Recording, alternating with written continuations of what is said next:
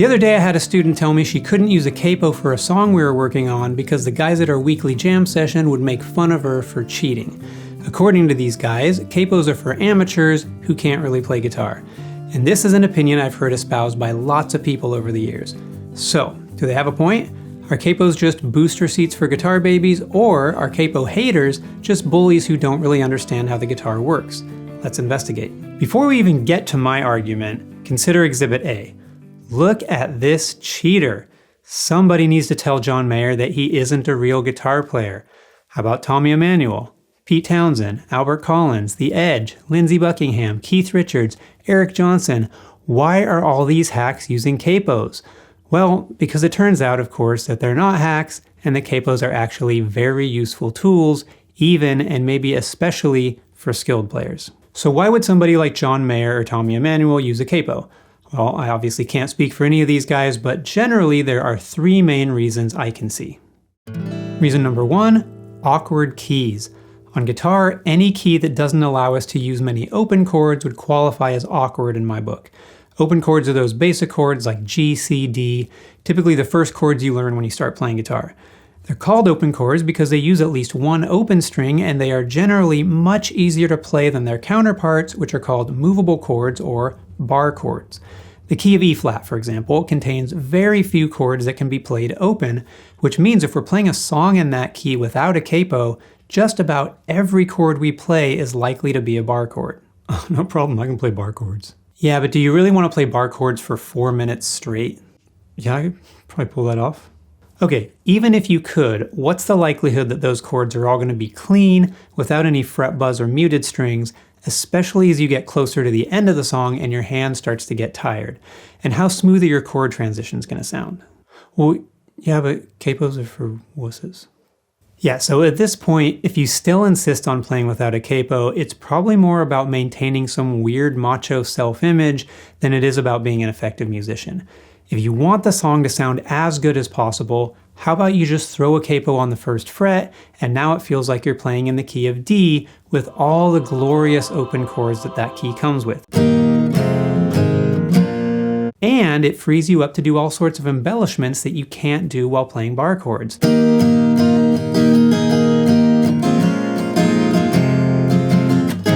Instant level up in musicality just from using a capo. Reason number two, you have to change the key of a song to fit a vocalist's range. If you already know a song in the original key,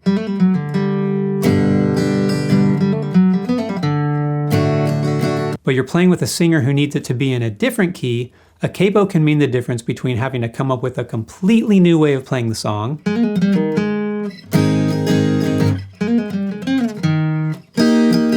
or simply moving your fingers up the fretboard a few frets and playing it more or less exactly the way you're used to playing it.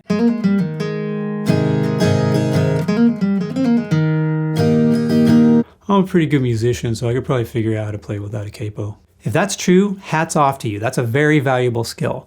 But what if you're on the spot and you have to give a good performance? Are you going to be able to figure it out on the fly and play it just as well as you can in the original key without any practice?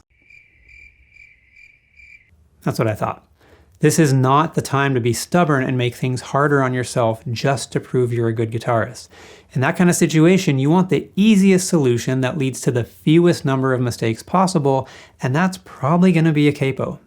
Reason number three, you want your guitar to have a different tone. Notes played on the high frets have a different tone from open strings or notes played on the low frets. Keep in mind, this is totally separate from any difference in pitch. I'm just talking about the timbre or character of the note.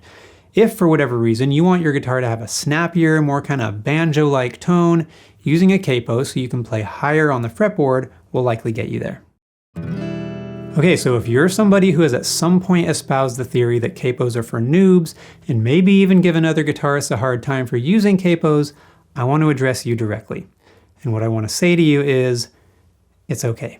We all make mistakes. I've spouted all sorts of nonsense in my life.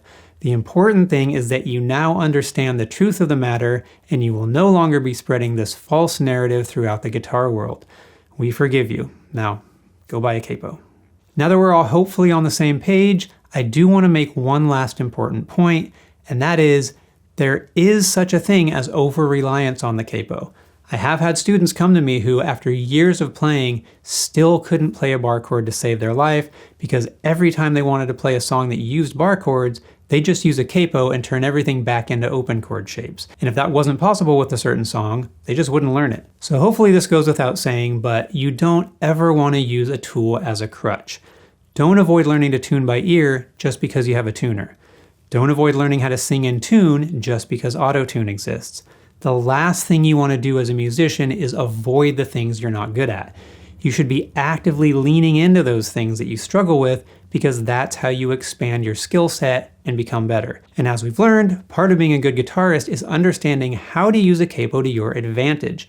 You don't want to be all the way on this end of the spectrum where you refuse to use a capo because you think it's cheating, but you also don't want to be on the other end of the spectrum where you use a capo purely to avoid ever having to play a bar chord. Alright guys, that's it for the video. If you learned something or if you just got some schadenfreude out of listening to me lambaste capo haters, please hit the like button and subscribe to the channel, as both of those things help me determine what kind of videos you guys want to see. And with that, I'll see you next time.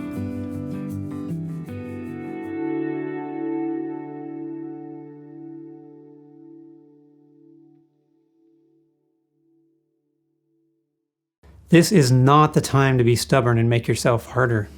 Make yourself harder.